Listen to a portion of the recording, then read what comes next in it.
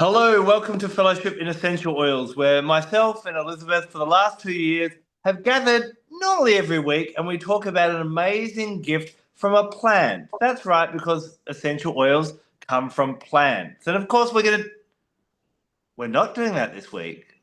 This week we're talking about Mitti. And Mitti doesn't come from a plant at all. So I'm going to hand over to Liz to try and explain what on earth are we talking about today?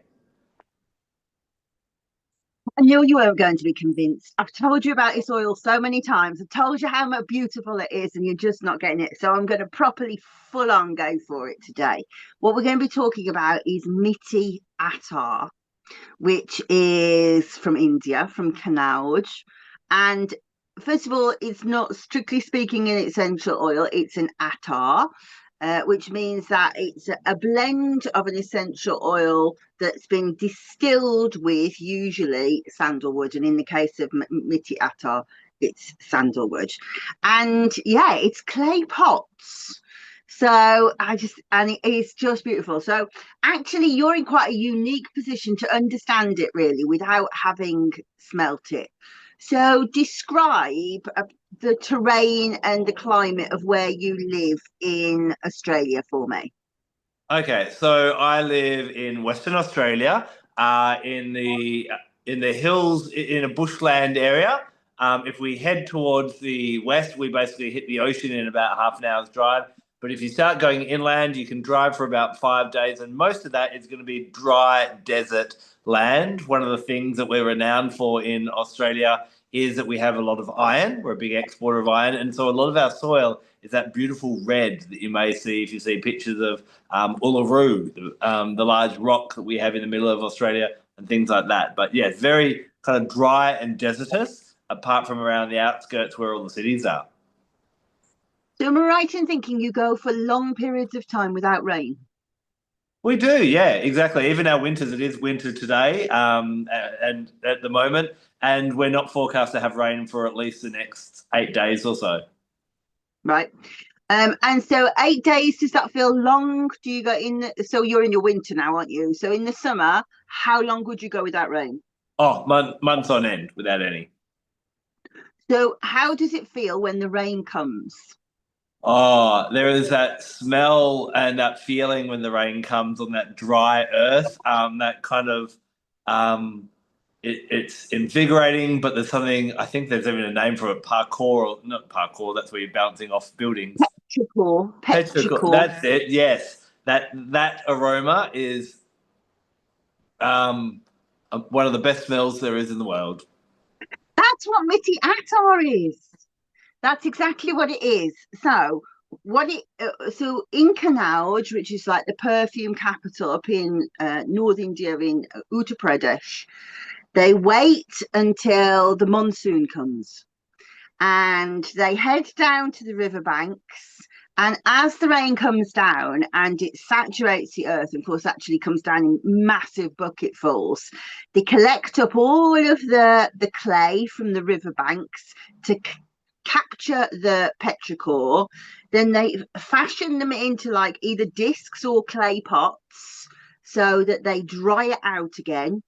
And then they hydro distill that to capture the scent of the monsoon rain. That is interesting. I'm intrigued now, and the fact that I don't No, have it to smell, I I've got to don't know as visualize well. it. You've got me Yes, intrigued. right. So the first thing to say is they use these incredibly interesting stills called, I've written it down, Deg Babka stills. So the Deg is like a very big, almost like you would see like an amphora shape made of copper, and it's over a wood fire, but then dug into the earth. So the earth confines it. So they throw in all of these clay pots with into boiling water, so they're hydro distilled, and it's all concealed and with the earth, and then they seal it with, I think, if I remember rightly, clay and cotton, so nothing can get out. Then they've got like obviously a spout. They have a bamboo pipe that comes down into the babka, which is like the receptacle that catches it. They've got sandalwood essential oil in there. And so as the steam comes up and it collects these molecules of the petrichor, goes down into the sandalwood, which is obviously warmed by it. And over days, they have this beautiful attar that comes. So it is an essential oil, but it's a blend of essential oils that encapsulates just the most sacred moment in like the Indian year. And it's just beautiful. It really does smell like the first rains, and it's earthy and it's sensuous and it's reviving and it's just so beautiful. And I can't tell people, we read all of these essential oil books, and because it's not like strictly an essential oil, this is one that you really want to explore, because it is just so like feels like life springing forward. It's just beautiful. That opens up a few different questions for me. The first one is, a term that you've used that some people may not be 100% clear on. Could you explain exactly what an attar is? So an attar is exactly that. It's a blend of an essential oil with is usually sandalwood, but sometimes it's oud or sometimes myrrh, and they're in the receptacle as it catches the warm oil, and so they blend as they are distilled, and so that attar becomes a perfume in its own right, and they're really very popular in India and sort of the Middle East. And so it's normally like a thick or resinous oil, like a sandalwood, frankincense, or myrrh. People wouldn't use No, it's thin. No, geranium it's or chamomile. I don't know if you can see. Can you see it at all under the thing? It's very mutable. It's like a golden color. It's moving. Okay. Yep. Yeah. Yep. So yeah. Yeah. So it's the oud is makes it like darker. If you have an oud one, sandalwood is very golden, and so you wouldn't. So this is like a perfume that is made without alcohol. Got you. And you're saying like with Mitti, it's normally sandalwood that they use. When you're smelling it, is there a hint that you can smell sandalwood, or does that smell totally change with that kind of clay No, pot? you can. Yeah, you can smell like if you were going, oh, okay, I can smell the sandalwood in there, but that's not the first smell that you smell. The first smell is like that beautiful earthy sense of, oh my goodness, just that beautiful lifting that you feel that you can smell when it's been hot and it's rained. Yeah. Now, obviously, when we normally talk about essential oils, we talk about the chemistry and we talk about the physical benefits of that. Does Mitti have any chemical constituents that are beneficial that we might use for our physical well-being, or are we really talking about No, more not. aroma and what that awakens? Well, so it's quite interesting. It's used in Ayurveda. You wouldn't necessarily chase the chemical constituents. I will talk about a couple of them in a moment, but like you wouldn't be able to look at the GCMS and go, I recognize linalool and stuff like that. It's just not what it is because it's not plants. But in Ayurveda, what they use it for is to balance Vata dosha, and they actually use it when the rains come. So when you've got the sense of, oh, suddenly everything feels very damp. If somebody's got like rheumatism or something like that, it goes from being very hot to very damp. That can really play up in the body. And so that will calm down Vata dosha. And in the same way, if you feel like very floaty and out of your head, and like your thoughts are not very anchored, it's very, very grounding. So that's how they would use it in India. So I think it's probably not very helpful to try and overlay the westernized way of doing it, because what's the point of that?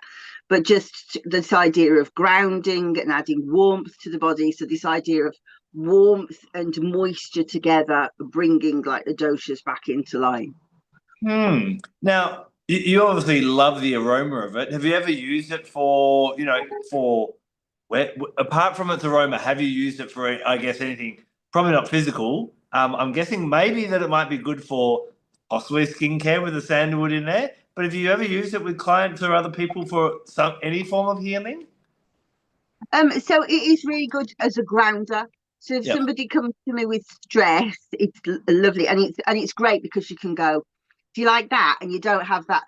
Do you know the comedian Sarah Milligan? Do you ever see her? Of course, yes. So, okay, so she does this really funny thing about, I don't know if you've ever seen it. She does this thing about going to have an aromatherapy massage, and she's like, it's just really clever because it's exactly what people do. The woman goes, "What do you smell that? What do you think of that?" And she's going, "Lavender, lavender. Is it lavender? Lavender.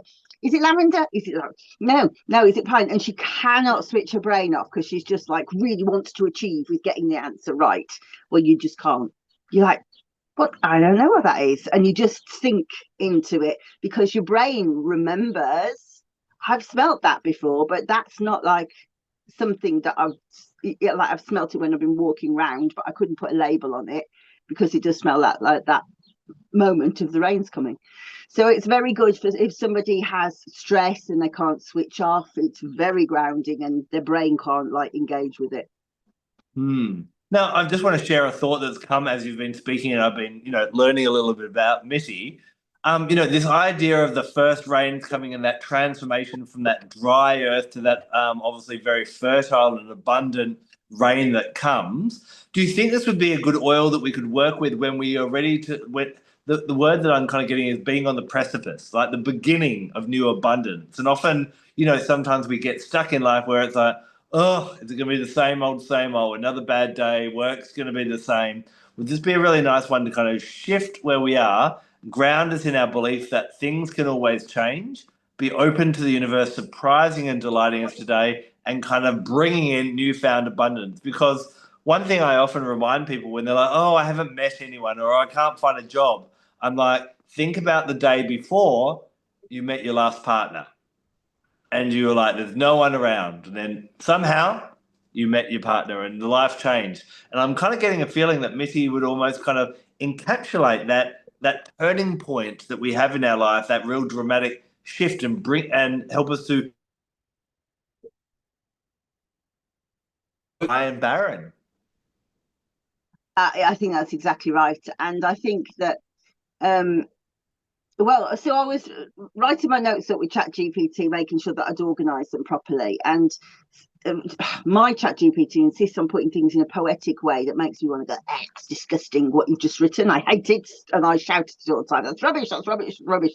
But actually, wrote something really lovely this time. It said, it encapsulates the ephemeral and fleeting and the eternal. And I was like, that's absolutely true. That moment that's there and then it's gone and you're like, oh, I can't, but it will always come back. It will always come back. It's like these scenic, sort of seasonal, cyclical things, which is very much like a pagan mindset, And if you think about it, it feels like Demeter has like taken back all her fertility because her daughter's gone, and then Persephone comes back and she brings back fertility to Earth. It feels like that. It feels like you have the ancient Egyptian flooding of the Nile. These real sacred moments of, well, the magic is everywhere. You just have to wait for them, and you just have to be reverently looking for them and seeing those opportunities and know that they will come back. Yeah.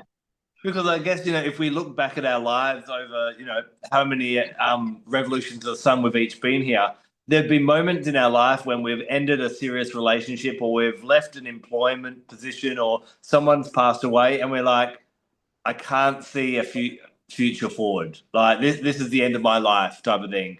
But I've had about 20 of those end of life moments in my life, and I'm still here, and I'm grateful for the new things that have come. But I think it would be.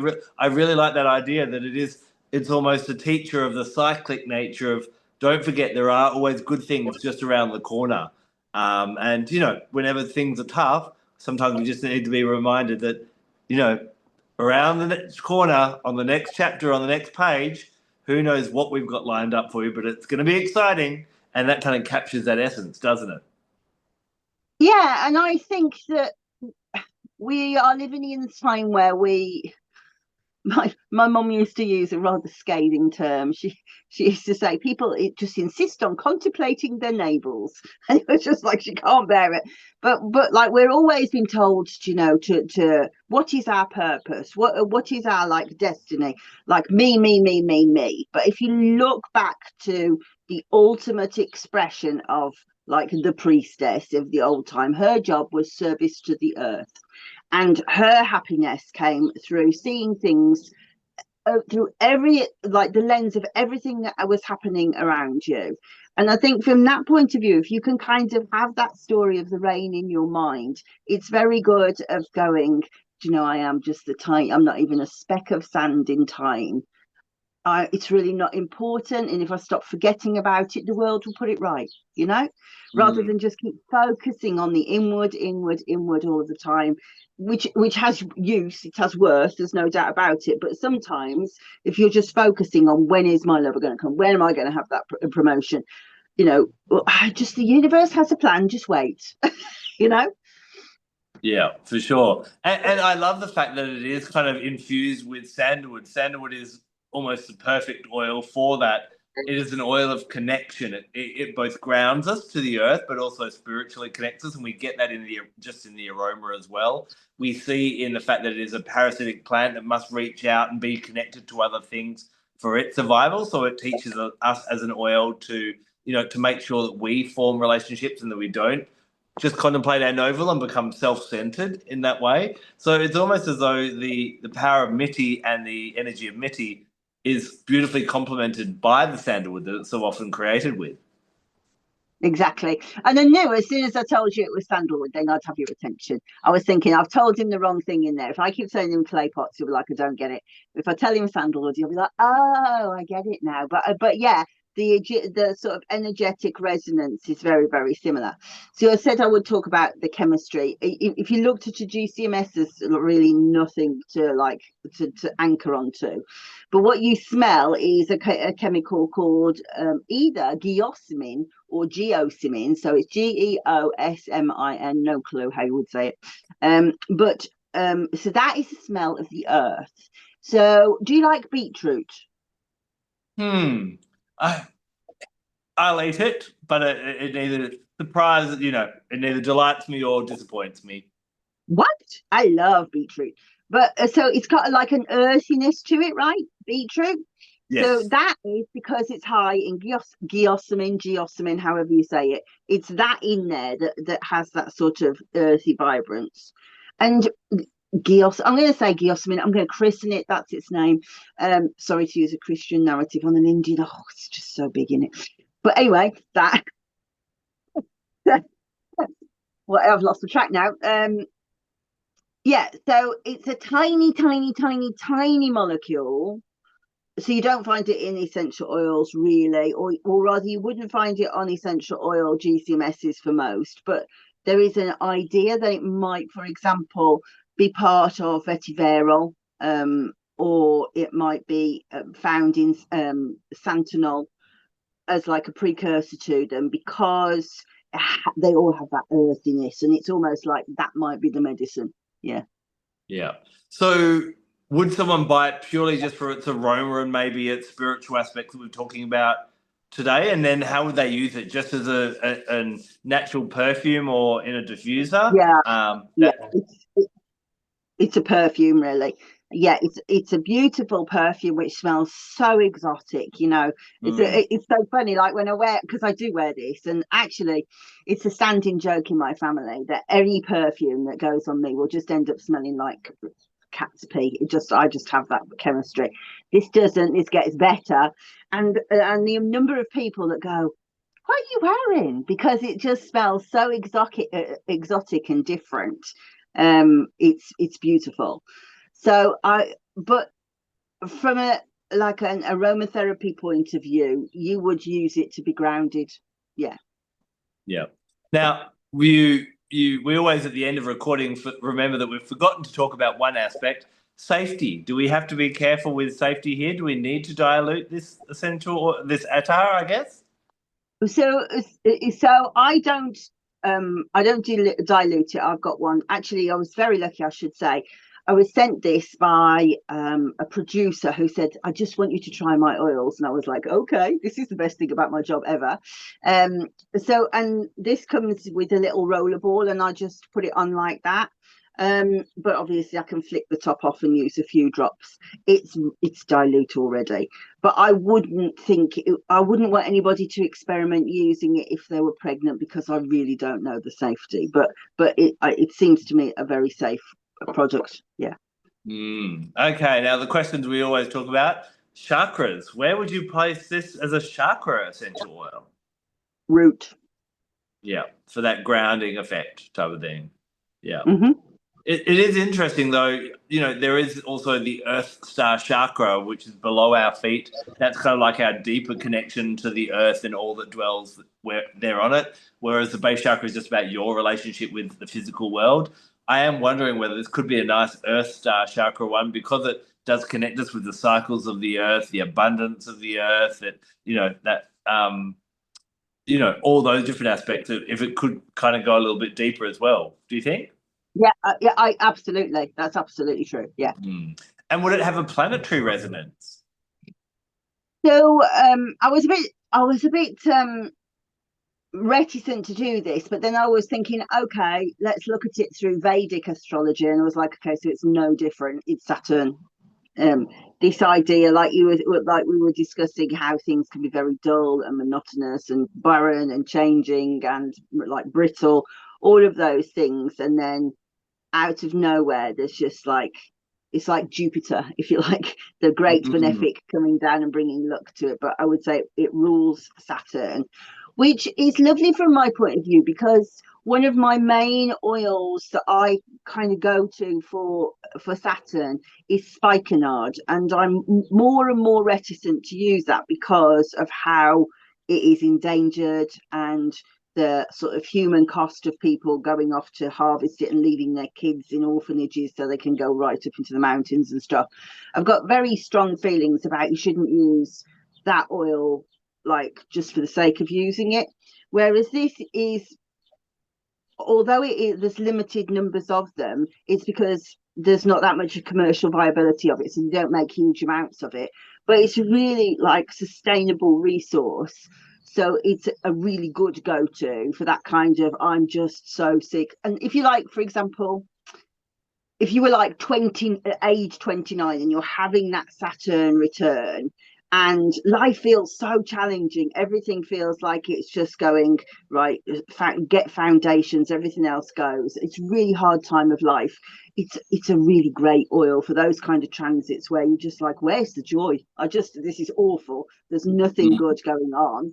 Immediately you just go, oh, that is really joyful, so definitely Saturn, but also I do think moon, because I think it has that effect on the emotions of how the emotions move, but also how the moon affects water. So this idea of the cycles of the water too. Yeah. Yeah, yeah, I can definitely see how it'd be helpful in that Saturn returns. That obviously happens every 29 and a half years of our lives, and kind of giving that kind of there is hope, there is another chapter, and to look open to that. I remember, when I ended a 13-year relationship and sitting down with a friend who was 10 years older than me and kind of going, have I, jumped into the single pool too late in my life type of thing. And she was like, you're so young. You have so many years ahead of you, type of thing. And I think whatever age we are, we always feel like we're getting to the end until we speak to someone who's 10 or 20 years older, who's like, "Nah, you got plenty of time. You don't stress yet," type of thing. So I can see how it'd be helpful for that. One aspect I'll throw in here from a kind of a more expansive astrological point of view is one thing both me and Liz are really excited about and been looking about, and stay tuned for possibly something later in the year. We've been looking at dwarf planets. So beyond Pluto, since the year 2000, they've started to discover other planets like Pluto floating around beyond Neptune. One of these is called Huya, which is a Venezuelan god of fertility and rain. And I'm wondering whether Mitti would be a really great oil for kind of connecting with that kind of abundant feel of the rain of this rain god called Huya, Hyua as well. But I'd have to work with it a little bit more before I was fully convinced, but I'll put that in as a proposal as well. So my final question for you, Liz, is you've talked about it, you've convinced me at least, and hopefully some other people who have jumped onto this podcast going, what on earth are they on about? Where do we get it? Is it easy to source? Do you have to kind of scavenge around the world to get it, or is it No, not even? you're probably not gonna find it in your standard essential oil um like vendor, but it is easy. If you just like search Mitti Attar, it will come up. I'm just wondering if I can jump on a WhatsApp message from the person that sent me this one. I'll see if I can and have like refer to the description. I'll put it in if I can find it, because this is absolutely majestic and you would just love to enjoy it if you could get it. Yeah. Yeah. Well, okay. I think you've done your job. You jumped on at the start trying to convince me that this is a worthwhile thing to explore and investigate. Oh, come on. It's like saying to the earth, do you need rain? Saying to you, do you need an essential oil? It's just like dangling a cat. Or Starrell would say, it's like shooting fish in a barrel. It's the easiest thing in the world, but Well, but this one when you is. mentioned that it was to do with the first rains and it was to do with sandalwood, that's pretty much like I'm throwing my money at you after that point as well. But it does sound a really enticing aroma. I know I wish that YouTube had smell-o-vision, but they haven't done that yet. So until then, I think I'm going to have to wait till you share in the notes below where we can get our hot little hands on it. And I'm going to have to do that. And I hope other people will as well. Thank you so much for everyone who joined in this episode. We'd love to know, have you got it? Or do you have to have it now that you've listened to this? And remember that when you subscribe, you get the notification so you know when we have one of our next videos coming out. And make sure you share it with anyone else who thinks that they've got every essential oil they need. Maybe you've just found one more that they haven't got in their collection yet, or you could surprise them as a gift as well. We'll see you again next time for another Fellowship in Essential Oils. Until then, take care and blessed be. Bye bye.